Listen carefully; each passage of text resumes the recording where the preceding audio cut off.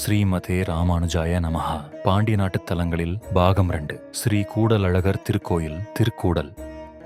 கடவுளுக்கே திருஷ்டி கடிச்ச மிராக்கிள். பெரியாழ்வார் பாண்டிய மன்னன் முன்னாடி ஜெயிச்சப்போ பெருமாள் ஆகாயத்துல கருட வாகனத்துல வந்து காட்சி கொடுத்தாராம். அந்த அழகை பார்த்த பெரியாழ்வார், ஐயோ என் பெருமாள் இவ்வளவு அழகா இருக்காரே, இந்த ஊர் கண்ணெல்லாம் பட்டுடுமே அன்னு பயந்து வாயார பல்லாண்டு பல்லாண்டுன்னு பாடினார். உலகத்துக்கே காவலா இருக்கிற பெருமாளுக்கு ஒரு பக்தன் காவல் நின்ன இடம் இதுதான். உங்க மேல இருக்கிற கண் திருஷ்டி நீங்கணும்னா இங்க வந்து ஒரு முறை வேண்டிக்கோங்க. 3 அடுக்கு கோபுரத்தின் உள்ளே ஒரு மர்மம். இந்த கோயில்ல இருக்கிற அஷ்டாங்க விமானம் சாதாரணமானது இல்லை. இது ஒரு ஏரோ டைனமிக் அதிசயம். நீங்க தரைத்தளத்தில் இருக்கிற பெருமாளை பார்த்தா அவர் உட்கார்ந்திருப்பாரு. முதல் மாடிக்கு போனா அவர் நின்னுகிட்டு இருப்பாரு. 2ஆம் மாடிக்கு போனா அவர் படுத்துட்டு இருப்பாரு. வாழ்க்கையில நீங்க எந்த லெவலுக்கு போனாலும், அதாவது கீழே இருந்தாலும் சரி உச்சத்துல இருந்தாலும் சரி, பெருமாள் உங்க கூடவே இருப்பாருங்கிறத இது உணர்த்துது. சிற்பங்களுக்கு பின்னாலே ஒரு ரகசியம். கோபுரத்தோட வெளிப்பகுதியில் இருக்கிற சிற்பங்கள்ல நரசிம்மர் ரெண்யகசிபுவை கிழிக்கிற காட்சியை பாத்தீங்கன்னா அந்த சிலையில் இருக்கிற நரம்புகள் முதற்கொண்டு அச்சு அசலா தெரியும். 1000 வருஷத்துக்கு முன்னாடி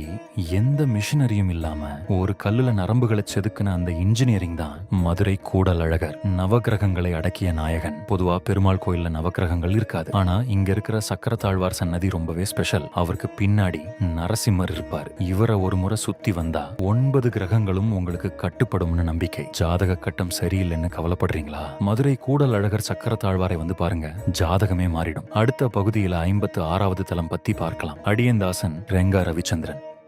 இது போன்ற ஆன்மீக பயணங்களுக்கு ரங்கா ஹாலிடேஸை தொடர்பு கொள்ளவும்.